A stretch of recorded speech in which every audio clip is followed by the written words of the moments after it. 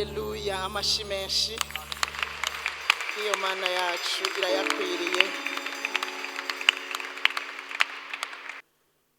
Reka twugurure Bibiliya zacu tugihagaze kubwo kubaha Imana, kubwo guha icubahiro Imana yacu. Twugurure Bibiliya zacu mu cete Pawulo yandikiye Abaroma. Cete Pawulo yandikiye Abaroma, turasoma mu gice c'8. Dusoma umurongo wa 18 duce dusimbira kuwa 24 gushika ku 25. Abaroma 8 umurongo wa 18 duce dusimbira kuwa 24 dusome no wa 25. Haravuga ngo, nkambanze soma ijambo ry'umutwe ravuga ngo iby'ubwiza tuzohishurirwa. Niyumvira yuko imibabaro y'iki gihe idakwiye kugereranywa n'ubwiza tuzohishurirwa. 24 kuko twakijijwe mu buryo bwo kugira ico twiteze, ariko cyari citezwe iyo kibonetse nikiba kicitegwa. Ico umuntu abonye yoba kicitegate, yamara ko twiteze ico tutarabona nuko tukirorere twihanganye. Imana yo mwijuru ibahezagire. Gaze mufate ivyicaro. Ndabaramukije mu izina rya Yesu. Turamukanye, tuduze ibiganza, turamukanye. Imana yacu iragahezagirwe dushikanye uyu munsi tugifise amaboko. Yarakoze kuyatuzigamira, hariho abatayafise. Iyo tuyafise rero tuyadugirije Imana, kuba ari kuyiha icubahiro iba yanatugiriye neza. Kubona tugifise amaboko abandi yaracitse. Imana yarakoze kutuzigamiye indwi. Imana yakoze kudushikana muri kino gitondo kuba mu ngoro yayo. Duhimbaza dutazira. Turakwiye kubinezererwa no kubishimira Imana kuko iki gitondo hariho abatashoboye kuja mu ngoro y'Imana. Nazindutse ntiyumvira ababa muri Ukraine. Iki gitondo ndibaza nti mbega iki gitondo kuri bo kimeze gute? Mbega nabubaha Imana bariyo iki gitondo bashobojwe kuja mu nzu y'Imana? Haba namba ntivyashobotse, ariko twebwe twagiriye ubuntu tuyikomera amashi yo Mana yacu.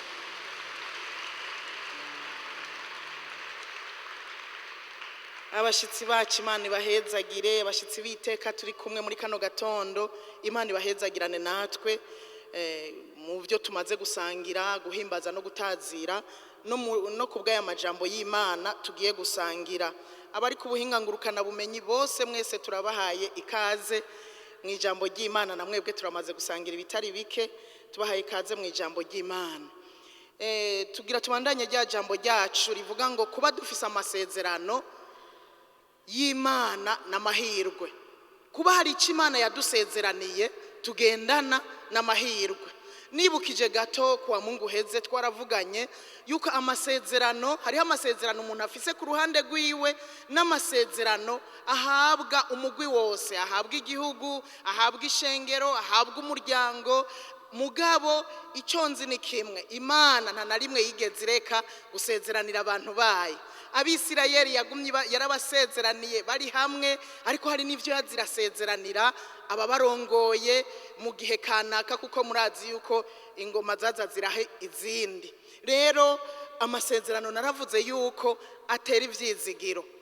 Navuga yuko hariho ivyo Imana yadusezeraniye bidasanzwe by'akabura rugero kandi bihambaye, niko kuzoja mu ijuru, niko kuzobona Imana. Iryo ni sezerano ry'umuntu wese yakiriye Yesu nk'umwami n'umukiza, kuko Yesu ari we nzira n'ukuri n'ubugingo, atawuzoshika kwa data atamujanye. Rero nico gituma bakiriye Yesu nk'umwami n'umukiza, ni sezerano bahabwa ryo kuzoshika kwa data bakabaho ibihe bidashira. Haleluya, haleluya. Twaribukanije ko hariho n'ayandi masezerano, amasezerano twagiye dusezeranirwa ku vy'umubiri, ku vyo kubaho, ku vy'ubuzima bwa none.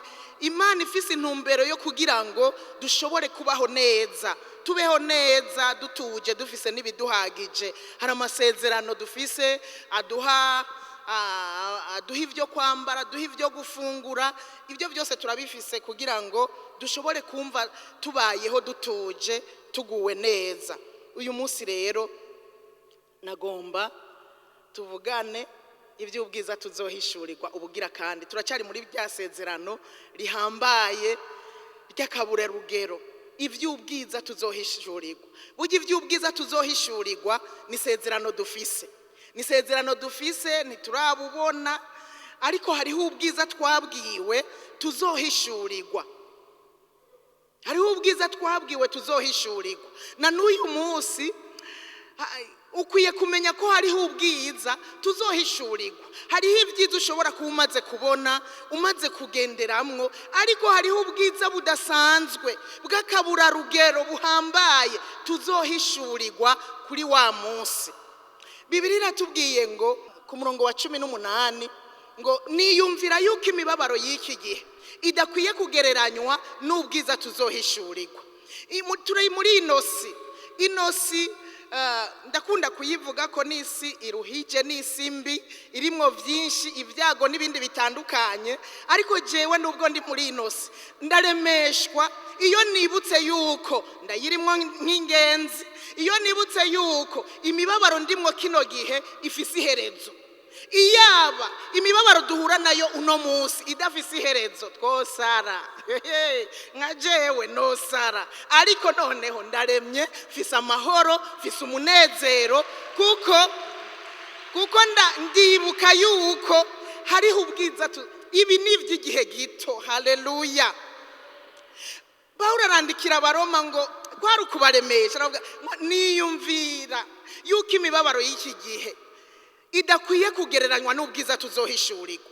Imibabaro turimwo nuyigereranye n'ubwiza tuzohishurirwa ngo have ubona umengo ibi mibabaro ni y'igihe gito, iyi mibabaro ni yakanya gatoya, ariko ubwiza tuzohishurirwa n'ubw'ibihe bidashira. Haleluya. N'ubw'ibihe bidashira, n'ubwiza buzoduha kuba mu munezero w'ibihe bidashira, n'ubwiza buzoduha kuba amahoro ibihe bidashira, n'ubwiza buzoduha kubaho tutiganyira ibihe bidashira. Haleluya. Haleluya. Ivyo biri mu byo dufise nk'isezerano. N'isezerano dufise dukwiye guhagararamwo. Ndagira ndagusaba ikintu kimwe, iyo ugize ingorane ukagira ikibazo uzoze wibuka amasezerano y'Imana. Naravuze yuko amasezerano y'Imana atera ivyizigiro. Uzoze wibuka yuko hari icyo Imana yadusezeraniye, uzoze wibuka ivy'Imana yavuze. Kandi naravuze ngo nibikunda ko wibuka amasezerano, ko amasezerano aba muri wewe iyo udasoma ijambo ry'Imana. Nimuze tuze turasoma ijambo, ivyo twasezeraniwe byuzuye ngaha, byuzuye aha, kandi yasezeranye niyo kwizigirwa, no kubikora izobikora, no kubishitsa izobishitsa. Ni Imana idahinduka, niyo kwizegwa ibihe byose. Abana b'abantu turashobora guhindagurika, ariko yo nta n'igitutu cyo guhinduka kiba muri yo. Bisigura ngo ivyo yasezeranye izobishitsa nta kabuza. Wewe na jewe tubirorere twihanganye. Niwabona Imana itevye umenye yuko ukwiteba mwari muzi yuko ibishaka gukora ibi byibushe. Haleluya. Haleluya.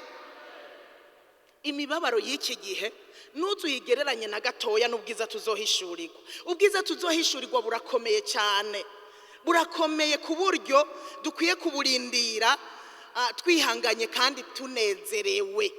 Umunezero ukamira ibibazo n'ingorane ushobora guhura navyo, wibutse yuko hariho igihe uzoba mu bwiza bwo kutongera kubabara ukundi. Arongera arababwira ngo kuko twakijijwe mu buryo bwo kugira icyo twiteze. Burya dukijijwe turafise icyo twiteze.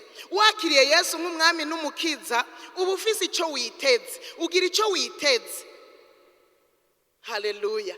Ugira icyo witeze, kandi icyo twiteze tutarakibona, numva dutegerezwa kubandanya twiteze, dutegerezwa kubandanya turindira kandi twihanganye, duhadikiririza rivuga ngo kwihangana.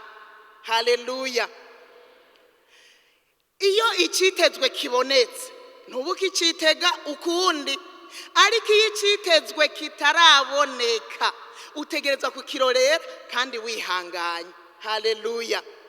Burya rero ubu bwiza tuzohishurirwa ntiturabugeramwo, ntiturabushikamwo na gato, ariko tutegerezwa kwizera no guhagarara tuzi ko ubwo bwiza umunsi ukwiye ugeze tuzobugeramo. Haleluya, tuzobushikamwo nta kabuza. Kandi umuntu akekeranya ko azoba muri ubwo bwiza uno munsi duhagazemo, ndabarahiye ntazobushikamo. Erega ivyizigiro vyo kuja mu ijuru ni vy'uyu munsi, ni vy'uyu munsi. Umuntu niyakubaza ati mbega uzoja mu ijuru, ukabanza kurondeza ndibaza oya ndatura ntinzojayo, kuko nimba hari intambara ngwana, nimba hari ico nsiganirwa, kandi nsiganwa nizeye nukuzojayo. Nico gituma niwambaza uyu munsi tuzoja mu ijuru, ndakubwira nti nzogenda nemye. Yesu agarutse nkiri muzima azonjana. Ni urupfu nigwaza imbere yuko Yesu agaruka, nzopfira mu mwami. Kandi ninapfira mu mwami nzoba nsinziriye agatiro k'urupfu gusa. Inzamba niyavuga nzoyumvisha amatwi y'impwemu. Haleluya.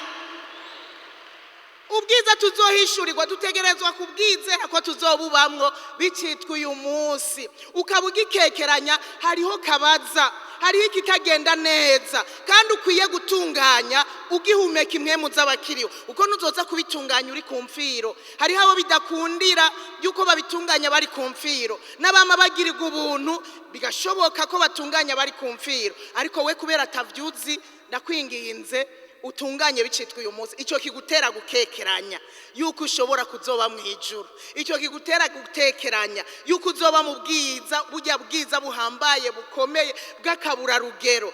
Gitunganye bicitwa uyu munsi kugira ntuzohombe. Haleluya, kugira ntuzohombe woba ugowe. Imana rero kuva Abisirayeli igenda ibasezeranira, mwari muzi yuko itigeze ibabwira ati itababwira ibibazo biri imbere, ibasezeranira. Najewe ibyo mfise yasezeraniye niyigeze imbwira yuko hari ingorane nzohura nazo hajya imbere. Hari uwo yoba yarabibwiye muri mwebwe? Gusa iravuga ngo nutagira uwucya bizogenda uku. Ariko idusezeraniye, isezeranira Aburahamu yuko izomujana mu gihugu c'isezerano, izomujana i Kanani. Niyigeze imubwira yuko hari inzara izotera imbere, niyigeze imubwira ko hari intambara azohura nazo, niyigeze imubwira yuko azohunga. Ivyo ntavyo yamubwiye, ariko Aburahamu yarahuye navyo, yarahuye n'ibibazo. Iyo dusezeranira nitubwira ibibazo tuzohura navyo. Ariko nagira ndakubwire ngo urugendo ruri hagati y'isezerano no kurigerako n'urugendo rutoroshe, n'urugendo rukomeye cyane. Nubona ubu bwiza tuzohishurirwa kugira tuzobugeremo, turacyagwana. Ibi ubimenye, sindiko ndaguca intege, ariko nakugira ndakubwire ngo uyu mwanya uri hagati kugira dushike muri ubu bwiza ni intambara dutegerezwa kugwana, ariko kandi tunesha. Haleluya. Nico gituma usanga henshi bavuga ngo mwihangane, ngo tubirorere twihanganye. Kwihangana wibaza yuko umuntu yihanganire, rega yihangana mu bibazo, yihangana mu ngorane. Wovuga ngo nihanganye atangorane wahuye nayo. Eka burya kwihangana cyane cyane ni ikintu bamwo mu gihe wagize ibibazo. Haleluya. Rero ivyo twasezeraniwe ko tutarabishikamo, tubirorere twihanganye. Muri uko kwihangana niho tugenda duhura n'intambara, niho tugenda duhura n'ibibazo bitandukanye. Amasezerano ufise kugira uzoyashikeko hariho utubazo hagati. Guma witeguriye guhura n'ibibazo, ariko icyo ukwiye gushira ku mutima niki, uko biri kose bijya nasezeraniwe ntegerezwa kubishikako, ntegerezwa kubigerako uko biri kose. Haleluya. Ibyo nasezeraniwe Satani akindagaramye cyangwa atakara mu mugani wa wundi, nzobigerako pe. Ndumva ko atabwoba mfise, nzobigerako. Na wewe hagarara ushize amanga, ubwire n'ibibazo byaza, ubibwire uti uza ureka, nzobigerako. Umuriro waka utaka, nzobigerako, kuko hari icyo Imana yavuganye nanje kandi nzokigerako. Haleluya. Pawulo arandikira abikorinto mu cete kigira kabiri hariya mu gice cya 4 ku murongo wa 17 arababwira ngo kuko amarushwa y'iki gihe, amarushwa yacu y'iki gihe, amarushwa y'akanya ka none, mu yindi Bibiliya niko havuga ya kera, ngo kuko amarushwa yacu y'iki gihe y'aka kanya ka none ahwahutse. Iki nico nagomba ndakubwire cyane cyane, burya amarushwa nubwo Satani yokwereka yuko bija risinda musiga, nagenda kubwire ko amarushwa yacu arahwahutse. Ndagusigurira impamvu ahwahutse. Arahwahutse kubera iki? Ahwahutse kubera twikoreje ingata y'amasezerano. Kuba ufise amasezerano bigutume amarushwa yawe ahwahuka. Ikindi naco, kuba dufise Yesu tumwikoreze niwe ngati wahutse. Haleluya. Tumwikoreze niwe ngati wahutse. Kubona dufise Yesu navyo nyene bituma amarushwa yacu ahwahuka. Rero iri nibanga ndakwibi, ejo ukagira ikibazo kibwire ngo nubwo mbona umengo usa n'uremereye, nturemereye na gatoya kuko ndafise amasezerano. Ico ni kimwe. Ikindi naco, Yesu wanje, Yesu nizeye niwe ngata nikoreje ibibazo vyanje, kubw'ivyo urahwahutse. Haleluya. Amarushwa y'iki gihe, amarushwa tugenda ducamwo arahwahutse. Arahwahutse. Reka kubigira ibiremereye wewe nyene. Urazi ko ari igihe twebwe nyene ibibazo tubigira ibiremereye, umuntu agaca urumva ikibazo kiraje, agaca wenyene agiha uburemere, akagiha ubushobozi, akacambika n'amakostume n'amakaruvati, akagwereka ko ari uruntu ruhambaye. Abambika imvutano bakambika imvutano kugira bagwereke ko ari uruhambaye. Haba na gato.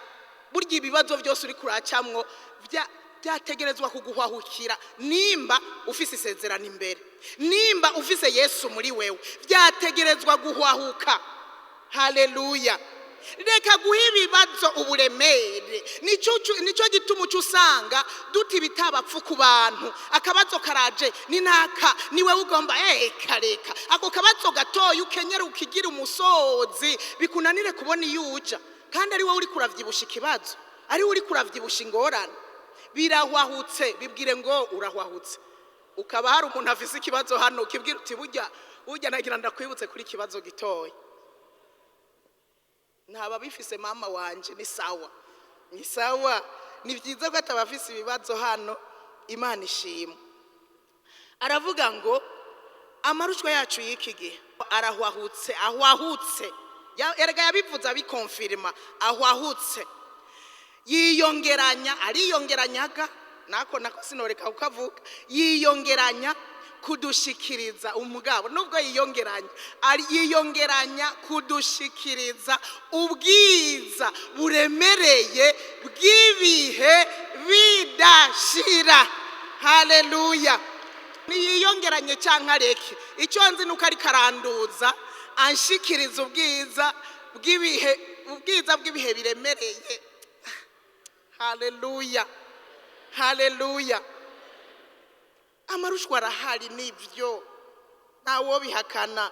Ibibazo birahari. Naravuze ko muri ino si twatsindaro, kandi isi burya uko iminsi ihera igendera twirukana. Ni nkaho irikira twirukana. Nimumbise ibigenda bikoreka.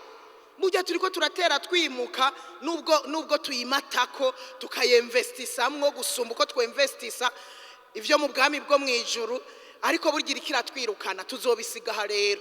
Icompa umuntu wese muri twebwe akagira umwete wo kwinvestisa mu bwami bwo mwijuru gusumba uko twinvestisa ngaha mu isi. Tugatanga umwanya munini mu bijanye n'ibitwegereza ubwiza bwo mwijuru gusumba uko dutakaza umwanya muri ino si. Haleluya. Haleluya. Yesu ashimwe cyane. Ariyongeranya uko ibihe bigenda, uko wa munsi tuwegereza. Ayo marushwa ariyongeranya, ariko yiyongeranya kugira ngo atuduze, adushitse mu bwiza buremereye bw'ibihe bidashira. arabandikira arababwira ngo nico gituma tutihebura. Usomye ku murongo wa 16, nico gituma tutihebura naho umuntu wacu wo kurukoba womengo ibintu vy'inyuma womengo nta kigenda, ariko umuntu wacu w'imbere, haleluya, umuntu wacu w'imbere nubwo amarushwa yobaho arushiriza kwiyubura mu nkomezi nshasha, arushiriza kugira inkomezi, haleluya. Icoma akaba ariko biba, nico gituma tutihebura kubera aya marushwa arushiriza kutwegereza ubwiza buremereye bw'ibihe bidashira. Nico gituma udakwiye kwihebura mu bihe ubamwo by'ibibazo by'ingorane, ariko ukwiye kurema ukabandanya urugendo ukihangana, ibindi byo bikarengana n'ibindi bikaza, ariko ukihangana kugira uzoshike kwiherezo. Nituraba kubiboneka, ntidukwiye kuraba kubiboneka. Kubera iki? Kubera ubwo bwiza buremereye bw'ibihe bidashira si ubwo turabisha ibiboneka. Nico gituma n'ivy'uyu munsi tugenda tubona tudakwiye kuraba kubiboneka, ariko tukwiye kuraba ibitaboneka, akaba ari byo cyane cyane dushira ku mutima. Ivyo bitaboneka turindiriye, twiteze, twasezeraniwe, aba ari byo dushira ku mutima. Niko kwizera, uwizera ivyo utabona ubishire ku mutima, ureke kuraba kubiboneka.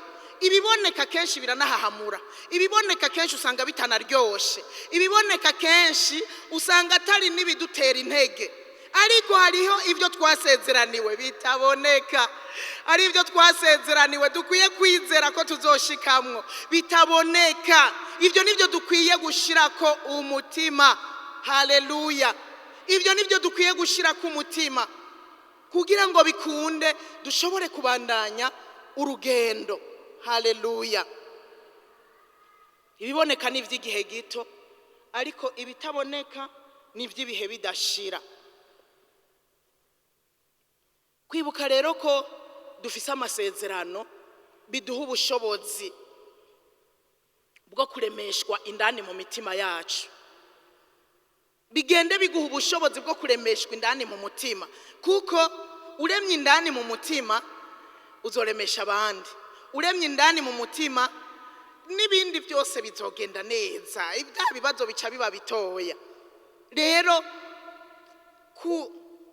ivyo bitaboneka turiko turabona uyu munsi, ubwo bwiza buremereye turiko turabona uyu munsi, bukongera ubushobozi bwo kurema mu mutima wawe, bukongera inkomezi zo guhagarara neza, bukongera inkomezi zo kubandanya urugendo, haleluya.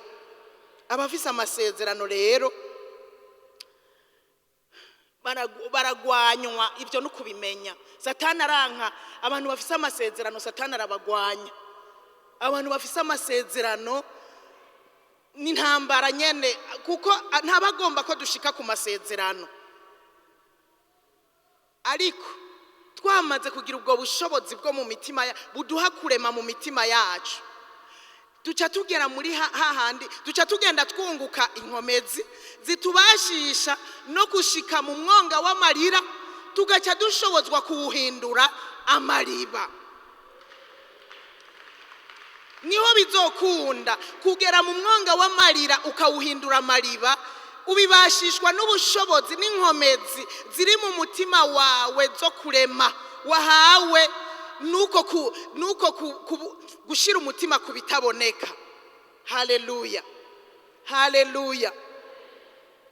Abisirayeli batubera akarorero, bari bafise isezerano ryo gushika mu gihugu c'i Kanani, Imana yari yarabasezeraniye, kandi nkuko nabivuze nabonye Imana ntiyigeze ibabwira yuko bazoca mu bugaragwa, ariko nico kintu ca mbere bahuye naco, guca mu bugaragwa hatagira ivyo kurya, hatagira ivyo kunywa, bisigura ngo ugacuhura no gusonza, ugacuhura no kunyotegwa. Imana ntiyigeze ibabwira yuko bazohura n'intambara mu nzira imbere yo gushikayo, navyo yigeze ibabwira. Ariko reka twibuke urugendo Abisirayeli bagize bituremeshe, nubwo bahuye n'ingorane, Imana burya ntiyari yabataye. Waruzi yuko ibibazo ucamwo ukwiye kwibuka yuko Imana itaba yagutaye. ingorane tugira iyo umuntu agize ibibazo atangura kuvuga ngo mbega Imana yagiye hehe, Imana yanjiri nihirida. Baciye mu bugaragwa Imana iraramye iriko irabihweza, baranyotegwa Imana iriko irabaraba, barasonza Imana iriko irabaraba, irabareka. Nihibiri ikibazo rero uzawumva ni kuki wavyemeye Mana nyagasani, ivy'akababaro nk'ibi ni kuki wavyemeye, ni kuki? Ugasanga wari wagiye he, abandi bakanavyatura ngo eto nta Mana ibaho, iyo ibiriho simba nabonye ibi, iyo ibihari ntibiba vyagenze uku.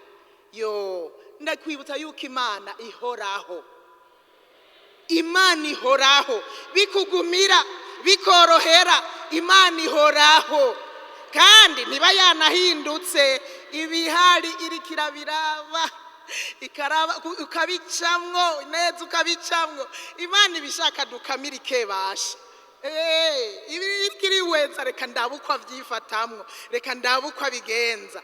Rero ugasanga muri ivyo bibazo umuntu ntiyibutse vraiment no gutakambira Imana, umuntu nukwidoga gusa, nukwidoga iyi Mana urabona nubirasubiriye nubu vyarekaye.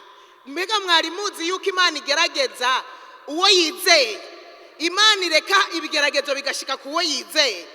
Imana yari yizeye Yobu, nico gituma yamuretse agaca muri bijya vyose yaciyemwo. Usomye mu ntango y'igitabo haravuga yuko yaramwizeye, ariko bagenzi we bari bazi bati Yobu, Imana yaguhevye we wakoze ibyaha, nico gituma uri mu ngorane zimeze uku. Barabimwagiriza barakovya, baratangaye igihe gikwiye kigeze, Imana yiyerekanye nk'Imana kwa Yobu. Haleluya. Wewe hanga amaso isezerano. Abisirayeli ico basabwa kwari uguhanga amaso isezerano. Bageze muri ubwo bugaragwa ico basabwa ni yari yababujije kuyihindukirira ngo bayitakambire, kuko no mu gihe yabakura muri Egiputa yumvise amaborogo yabo, yumva gutakamba kwabo. Ukuba uri mu kibazo guhindukirira Imana ukayubwira uti Imana none ndabigenze gute ko bimeze uku, ukayibwira ukayitakambira, Imana irakumva kandi ikabikora. Imana irakumva, ivyo uravyemerewe. Ababisirayeli rero ntibari bigeze babwirwa ko bazoca mu bugaragwa, bagasonza, bakanyotegwa, bagahura n'intambara, ariko muri vyose Imana yagiye ibiyereka nk'Imana. Mu bugaragwa barashonje, Imana icibaha manu. Hanyuma ibahaye manu ibabwira yuko bazoza batora manu yo ku munsi, apana gutora ivy'imisi ibiri. Uretse kuwa gatandatu bategerezwa gutora n'ivyo kw'isabato, kubera batategerezwa kugira ico bakoze kuwa Mungu. Aho niho honyene bemerewe gutora ivy'imisi ibiri, niho bavyemerewe. Ahandi Imana ibabwira ngo muzoza muzinduka mutora ibibakwiye mu nzu, mu muryango, ibibakwiye. Aho Imana yashaka kubigisha iki? Yashaka kubigisha kuyizigira, kuyitega ku munsi. Haleluya. Hari igihe umuntu azovuga ngo arafise ukwizera ko atazokwicwa n'inzara, ari kubera afise stock. Uwavuga ngo urafise ukwizera ko utazosonza ufise stock. Eka ufise stock nyene ubuzinu uzosonza, urafise stock. Ariko umuntu afise ukwizera n'umuntu muhiratana kimwe abafise, akavyuka akagenda akavuga ngo ndarya, uko biri kose ndarya, uko biri kose turafungura, turarya turafungura. Uwo muntu ni aba atambukira mu kwizera mwibarabara. Ivyo bihe narigeze kubicamwo. Nkavyuka mu gatondo, umukozi mama Kelly ni wampaye tuza ndaza kukuzanira, nkaca nigira nta na kimwe nsize, nkagenda ndavuga nti byari byo byose gamana, turarya turafungura, kubera nta ruvyaro rw'umugororotsi rusegerereza. abana banje nibaza gusega ivyo kurya nkagenda. Ivyo rero byambaye kigiye stoke ngo nayitunga ndayikuye heha. Umunsi umwe natunze stoke n'uwari yangemuriye agafuko k'umuceri. Hanyuma undi munsi umuntu angemurira umufuko w'amakara tangira stoke y'amakara rero. Undi munsi urumva nari ifise stoke y'umuceri. Umunsi nagize stoke nini n'uwo munsi umuntu yangemuriye agafuko k'umuceri. Stoke aje ufise stoke nakwizera ufise hoci. Oya ubuziti ndafise ibiharage ndafise umuceri ufise amahera kuri konte uramenya nga yafise ni yahera ndagenda kurotira ariko jewe sinabafise kuri konte nta nuwona banaguranye ngo mvuge ngo azoyansubiza. Erega niyo waguranye umuntu uravuga uti umunsi umwe azoyansubiza. Eka nta narumwe. Uyu munsi nkamubwira nti reka ndaza kukuzanira nkaca ngenda mwibarabara. Ivyo ari byo byose turarya nta mwana wanje aza gusegerereza. Ivyo ndabihakanye kandi turabami n'abahereza. Ivyo ntibibaho. Nkashibuka ku kazi nkagenda tugasenga mu masengesho yo mu gatondo tugaheza ndiko ndamanuka njya ku kazi nkiyumvira nti muga ntaco nasize. Oya turarya uko biri kose turarya. Nashika mu biro nkasenga hanyuma nkatangura akazi nkakora hanyuma muga nkibuka yo erega saa 3 zigeze yo uba bandi biharage byatanguye kubira ndago. Oya turarya tuvuma tugi byoroshe guteka mugabo turarya. Saa yine kagera yo abandi umuceri bariko barawutora uba uronze uri wumutse. Oya mugabo turarya. Abana nibava kwishure ntibaza gusega turarya. Saa yine na nusu zigeze ataco ndabona atagacu ndabona nkumva vraiment ko ngize ubwoba ariko kakagaruka nti mugabo turarya. None hagati aho tutariye saa 6 mwijoro ho bica bigenda gute? Erega hariho bya saa 6 ko mutiyumvira n'ivyo mwijoro n'ivyabukeye. Naravuga nti turarya kandi nitwaronka ivya saa 6 no mwijoro tuzoba turonse turarya. Aho nabanavuze ni uyu munsi nawe reka nduhuke kugurana reka ntuze yo nabona saa 5 zirageze nkavuga ni reka kameme neri ntambuko ngende kugurana nkaca ngenda nkagurana. Erega no kugurana bakaguha n'ubuntu. No kugurana ukaronka uguha n'ubuntu bugiriwe kandi jewe mumenye ico gihe jewe bwaba ari ubuntu bunini ya cyane. Kubera iki? Kubera sinari nizigiwe. Bari banze kuntusha atari kubera mfise ingeso kubera ndumugore wa wundi niko bari banze. Mugabo ngiye kugurana bakama nabona ngiri ubuntu budasanzwe kandi navyo nkabishimira Imana. Iyo saa 5 rero nkaca niruka nkasuma ibibangutse hanyuma tukarya kandi nivyo mwijoro tukabironka. Bwaca mu gatondo mama ntusigiye ejo ntitwari ndakuzanira. Arabo twabana baguma bararamye batazi icuya ndiko ndabira batazi umutima ukuntu hagarara bakajya midi kandi barabizi sinigera ntatabiza ngo bana muragaba nabuze ico ntega nta muntu numwe nabwira. Hari uri buraya hariya agarutse yambwiye ati mama burya nari nzi kuri umubose wa mbere dufise mu bwiza ngo ko nabona turya kandi tukarya neza ni hajya naba nabizi icuya indani nahwereye kubera njewe rero burya kera narifise ukwizera kuko turya ku munsi. Uyu munsi ibyo kurya nta kwizera ngira ku byo kurya. Eshwi nta kwizera ngira kuko tuba tubifise ariko kiriya gihe naragira ukwizera nkavuga turarya atavyo mfise turarya. Haleluya. Rero ababisirayeli icyo gihe jewe narumva ko Imana kuvyo kurya n'ivyo kunwa ndizigira Imana kwibikora. Naratinze ndizigira Imana nkavuga nti Imana ndavyumva kwitazoreka ngo twicwe n'inzara turarya tuzorya. Abisirayeli ababwira ngo mutora ivyo ku munsi kwari ukugira ngo bumve ko badepanda ku Mana banayizigire yuko bukeye Imana izobaha ibindi kandi iyo batoye ntibabisigaho kuko bahejeje gutora akazuba katse byaca biyaga n'ivyasigaye byaca biyaga bikayonga bikagenda. Nukuvuga barabona ko vyagiye nta vyizigiro bari kugira vyuko bukeye basanga bihari. Imana ikababwira mutora ivyo ku munsi bibakwiye, ariko intumva zamazihari. Muzi n'amakuru ko hari abatora ibirenze. Mugabo mu gatondo bagaca basanga ivyo barengeje ko vyaboze kuko yababwiye gutora ibibakwiye, hanyuma bukeye bongere bayizigire baronke ibibakwiye kubaho ku munsi. Haleluya. Wizigiye Imana kwikugirira neza ku munsi. Ubwo nibwo buzima dukwiye kubaho, twizigira Imana kuko nishobora kuduhemukira, nishobora kuduta. Erega Imana burya ko yaturemye ikaduhinda, ikaduha estoma, dukiye kumenya yuko ibyo tuyishiramwe itegerezwa kubiduha, ahandi ho twoca dupfa.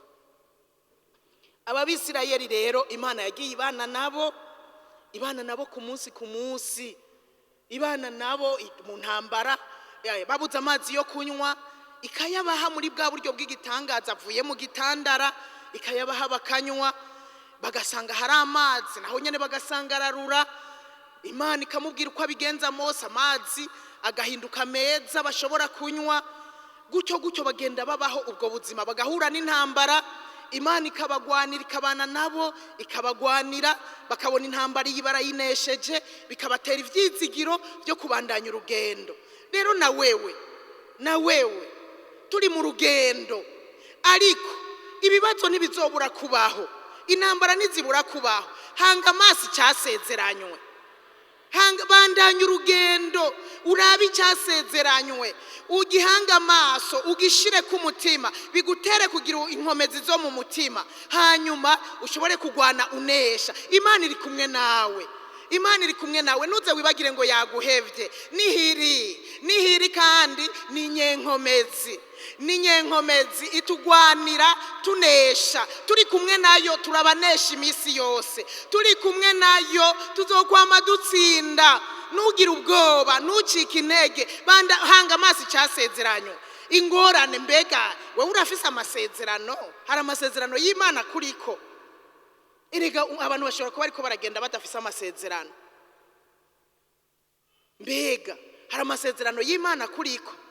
Burya tutazi amasezerano y'igihugu, akantu gatoya karakubita, ukadusanga turahahamutse mu gihugu, noneho biracitse. Umuntu agatangura gutelefona yandikira abantu ngo biracitse, nabo hanze akabandikira ngo biracitse. Inkoho imwe yumvise yavuze y'umusuma, naho nyene umusuma yaragiye kwiba, ngo inkoho ziratanguye, ngo urumva ngo biratanguye, ngo cyagihe byatanguye uko eka. Ibuka Imana ivuga iki ku gihugu? Mbega inyuma ya vya bindi vyose ni iki Imana ituvuga ko ku gihugu? Erega Imana hari igihe hahandi muri 2015 niho harya bijya bibaye, jewe naributse amasezerano, nukuri numva ndatwenze, numva ndiko ndatwenga abavuze ngo baragize kudeta, kandi ari twebwe yarabaga. Erega hari igihe mugabo ibi bintu mengo ni by'abasazi. Erega ni abana bankikuje ndababwiye dushima Imana, igihugu kiracari cacu.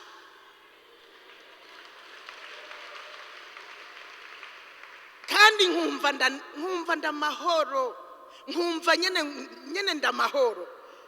Nibutse ko hari icyo Imana yambwiye ku gihugu, nibuka ko hari icyo Imana yambwiye uko tuzorangiza. Ndavuga ni turekareka ntidushobora kurangiriza muri kudeta. Eka si ivy'Imana yansezeraniye kubijanye n'ivy'igihugu, si ivyo. Numva ndaremye, ndavuga ntibi rero ni iby'akanya gato. Bica bihurirana nuko nagize inzozi, izo nzozi ca ndazibuka. Vya bindi rero bigomba bica bikoroka mu kanya isase, kandi turabirondera aho twabibonye tubibure. Numva ndaremye, numva umutima wanje uraremye, ndemesha abana, turatuza. Nta n'ivyo gushira umutima kuri Nkurunziza ari hanze, jewe nashize umutima ku Imana yambwiye kubijanye n'ivy'igihugu. Numva ndaremye. Rero ufise amasezerano urarema. Mbega wewe isezerano ufise nirihe ku vy'igihugu? Isezerano ufise kubw'ishengero? Abatugora naha mu ishengero n'abantu batagira isezerano. Uwimyidogo ndeka kutugora. Twe turafise icyo Imana yatubwiye. Hari aho turiko turaja, hari ivyo dukeneye gushikako, kandi tuzobishikako. reka kudutesha umwanya mu bujambo butagira umutwe n'amaguru. Abatagira amasezerano nimwe mutugora, kandi muyabujijwe no kudasoma ijambo ry'Imana. Erega usomye ijambo ry'Imana amasezerano aruzuye. Isezerano ufise nirihe? Utakaza ivyizigiro kubera utagira isezerano. Akabazo karaza, noneho ibara riraguye, ugatangura kuvuga amajambo, ibibazo vyandikira abantu. Jewe ariho umuntu yambwiye ngo jewe si byawe biranyobeye, kubera iki ufise ikibazo utambwira? Ntewe gaye ni jewe sinjejwe gutangaza problem. Eka numva umengo gutangaza ibibazo se eka sinjejwe gutangaza ibibazo. Inkuru nziza ni nayironka nzokubwira, mugabo ibibazo sindabitangaza. Eka numva bitihuta muri jewe gutangaza inkuru mbi, ntivyihuta kabisa. Erega nukubera kandi mba numva afise ivyizigiro muri jewe. Umuntu atangaza inkuru mbi, urumva inkuru mbi irabaye, akaranduka umutima, akumva rero yobitangaza ubwo nyene, yobitangaza. Eka sivyo kwihutira. Mbega urafise isezerano. Amasezerano bashatera ivyizigiro. Ukaba hari ico wasezeraniwe, ongera ico iyindi ngorane ihari. Abantu barasezeranirwa bakavyibagira, umuntu nasubire kwibuka ico yasezeraniwe. Oya, nimba ufise isezerano gumuryibuka, nimba waranaryanditse ahantu, subira hamwe wandika, urabe ivy'Imana yagusezeraniye, wongera ubihagararemwo. Ivy'Imana yakubwiye tubwiye ku gihugu, nidukwiye kuvyibagira, tubihagararemwo, tubigenderemwo, n'akazoba tuzoshikama. Haleluya. Burya bijya bikoga ujejwe, hari icyo Imana ibivugako, hariho amasezerano usanga dufise. Iki kibanza mpagazemwo, aho ndiko ndakorera ibikorwa vy'Imana uyu munsi, hari icyo Imana yambwiye, ico ndagihagazemwo. Numva nuje naho haba akantu ndavuga nti ivyo ari byo byose Imana yambwiye uku nuku ndabirindiriye. Muri ico gihe simpahamuka, ndatuza, sinza kwiyumvira nabo umuntu ngo ndamute kwishavu, byaduze byamanutse niwe wangiriye uku nuku. Ekaye ndavuga ati ico ndindiriye ni kimwe Imana yavuga. Ibi nibije kuntesha umwanya, kunkura ku murongo, kunkura mu nzira, ndabandanya hanyuma ukabandanya urugendo. Dusenga Imana idushoboze guhagarara neza mu masezerano twasezeraniwe, kandi ukaba warahawe isezerano. Subira hamwe wandika, wibuke ivy'Imana yakubwiye, hanyuma ubigenderemwo. Ivyo bizotuma turema mu rugendo. Haleluya.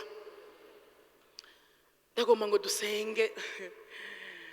dusenge wisengere. Sinzi iyo ibibazo bije uko wifata. Je unumva shaka dusengera inyifato. Hari igihe vraiment tugira inyifato mbi yo tugize akabazo. Inyifato ishobora no kudukoza ibara, ishobora bikunanira inyifato wagize kuyirotira canke kurotira ivyo wavuze, kurotira ivyo wakoze. Kubera iki wagize inyifato mbi? Ahandi ugasanga wewe nyene wiyerekanye nabi imbere y'abantu kubera inyifato mbi wagize. Ivyo bikaba ugasanga bivuye akenshi kuko usanga amasezerano twarayibagiye, cyangwa ugasanga nta na rimwe tunazi ko dufise. Rero nagomba usubira inyuma wibaza, mbega nta gihe washikiwe n'ibibazo ukifata nabi, ukavuga nabi, ukiyumvira nabi abantu, ugatuka abantu? Twisengere kugira ngo Mana uru rugendo ndimwo, nimba ufise amasezerano vy'ukuri, ndafise amasezerano, kubw'ivyo ushoboze aya masezerano ndayarindire shikamye, ndayarindire nihanganye. Umenye ko ari ivy'igihe gito, nuhave uhemuka, kandi amarushwa y'iki gihe canke ibibazo vy'iki gihe ari ivy'igihe gito, ariko amasezerano ari imbere yacu n'ay'ibihe bidashira.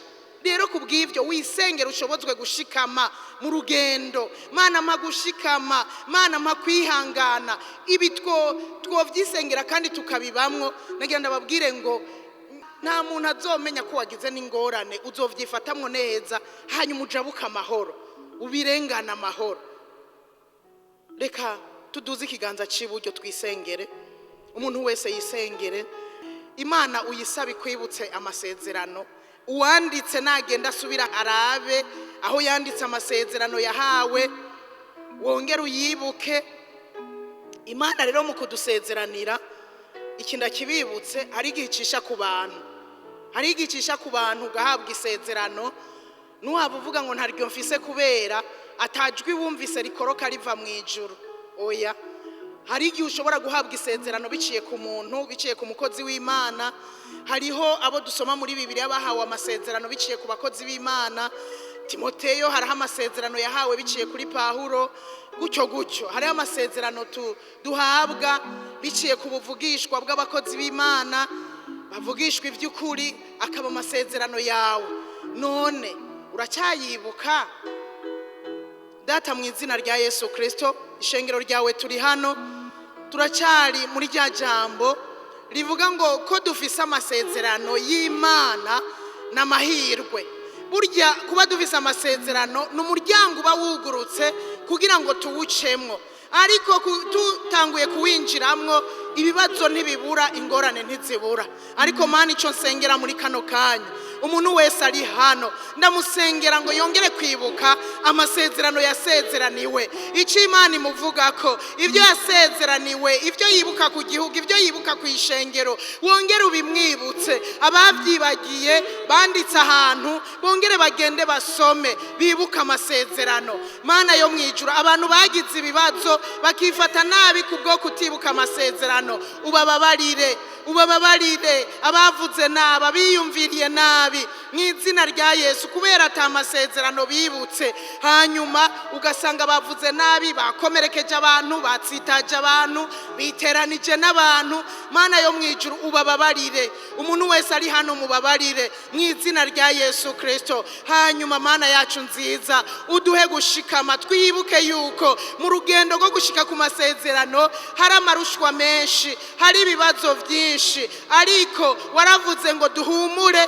kuko wanesheje isi. Umuntu wese Mwami, naho yogira ibibazo, ndamusengera n'uzogira ibibazo ejo uzumuhe gushikama, ashikame, yigumye, ahanga amaso isezerano, amenye ko ivyo bibazo biwahutse kandi ari ivy'akanya gatoya biriko bidusunikira gushika ku masezerano mu izina rya Yesu Kristo. Umuntu wese rero umugirire neza mu izina rya Yesu. Nuwo bari mu kibazo no musi, ndamusengera. Uvise umusozi uri imbere yiwe, ndamusengera kugira umushoboze kwihangana, umushoboze guhanga amaso isezerano, umushoboze kugira inkomezi zo mu mutima zimubashisha kwihangana, zimubashisha gushikama, zimubashisha kubandanya urugendo mu izina rya Yesu, kugira azoshobore gushika ku byasezeranywe. Mana, harabaguye mu kayira kubwo Mwami wo mwijuru kudahanga amaso isezerano. None natwe udufashe, udushoboze guhanga amaso isezerano no kuguma muri Yesu Kristo cyane cyane,